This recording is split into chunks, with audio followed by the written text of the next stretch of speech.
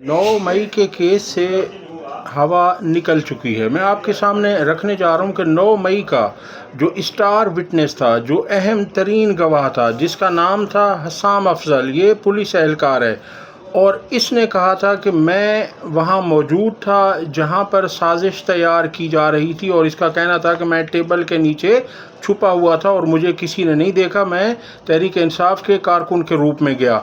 अब उसका भांडा फूट चुका है। अदालत में जब उसकी गवाही हुई कल, तो वाज़े हुआ कि ये हसाम अफजल तो उस दिन ड्यूटी पर ही नहीं था और इसके ख़िलाफ़ SHO ने लिखा है कि आप हाज़िर नहीं होंगे थाने में जब तक कि आप SP से मंजूरी लेकर ना आएँ, क्योंकि आप उस दिन बग़ैर बताए ड्यूटी पर मौजूद नहीं थे। तो ये ड्यूटी पर ही नहीं था, तो लिहाजा ये वहाँ पर कैसे था। और इसने ये कहा कि मुझे SHO ने ख़ुद कहा था कि आप वहाँ जाओ और इस काम को जाकर सुनो। तो इस तरह से ये केस बिल्कुल ख़त्म हो गया है, ये केस बढ़ चुका है और यही एक केस था जिसमें 9 मई में इन्होंने 26 महीनों से बेगुनाह लोगों को रखा हुआ था।